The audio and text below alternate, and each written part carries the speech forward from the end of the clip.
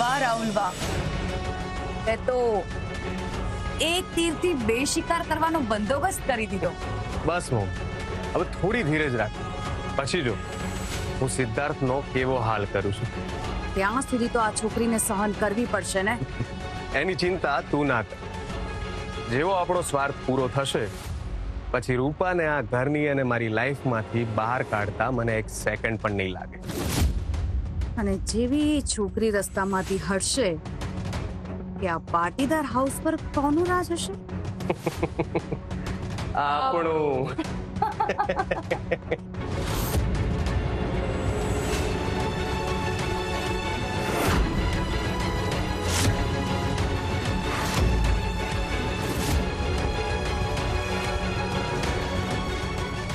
વિની, તું અહીંયા શું કરે છે? કોઈ જોઈ જશે તો પ્રોબ્લેમ થઈ જશે. I don't care.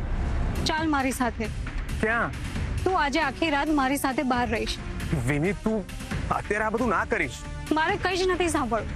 આજે તારી ફર્સ્ટ નાઇટ છે એટલે હું તને રૂપા સાથે તો નહીં જ રહેવા દઉં. જો વિની, રાહુલના રૂપા સાથેના લગ્ન એ રાહુલ અને મારી પાસેથી છીનવાયેલા હકને મેળવવાનો એક રસ્તો છે. બાકી રાહુલ તને જ લવ કરે છે. રિયલી? યસ માય લવ. જો રૂપાને બાળક જન્મશે કે મારો રાહુલ પાટીદાર પરિવારનો વારસદાર બનશે અને હું પછી તારા લગ્ન રાહુલ સાથે કરાવીશ. પ્રોમિસ આંટી? હા, પ્રોમિસ બેટા. મારે તો તારી સાથે જ મારા દીકરાના લગ્ન કરાવવા છે. પછી તારા રૂપિયાથી તો અમે લોકો જલસા કરીશું. વિની, તું જા, નહીતર હમણાં કોઈ આવી જશે.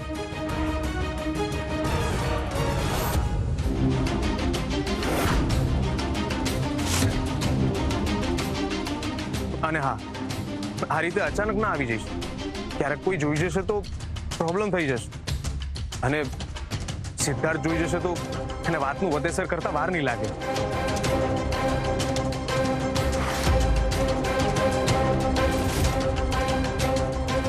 વિની, પ્લીઝ ફટાફટ જા.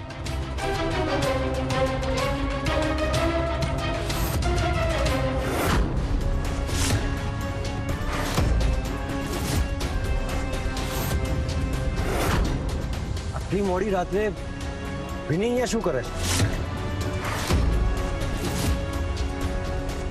રાહુલ, તને પૂછી રહ્યો છું, જવાબ આપ.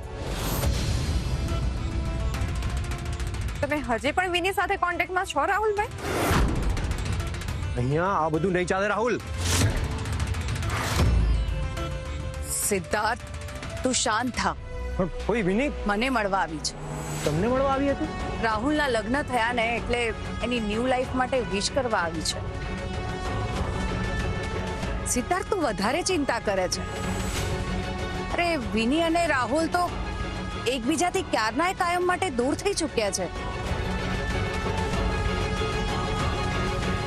હે ને વિની? હા, હવે અમે બંને એકબીજા સાથે કોઈ પણ જાતની વાત નથી કરતા.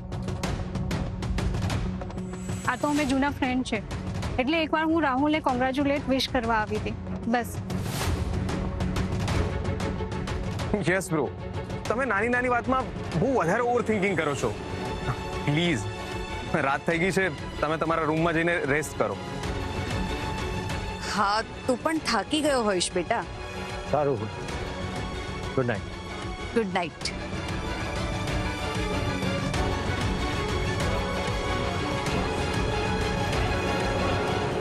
થેન્ક ગોડ મોમ, આજે તેમને મને બચાવી લીધો.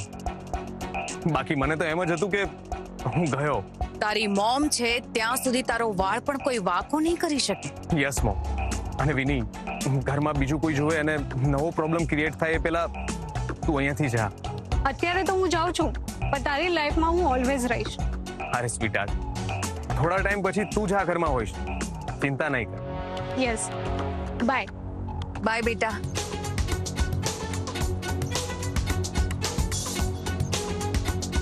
હું પણ જરા રૂપાને મળતી આવું. કેમ? કેમ શું? એની સાથે સરખી રીતે વાત તો કરવી પડશે ને. એને આપણા પક્ષમાં લેવાની છે તો ભાઈબંધી તો કરવી પડશે ને. સારું, તું રૂપાને મળીને આવ, હું એક ફોન પતાવી દઉં.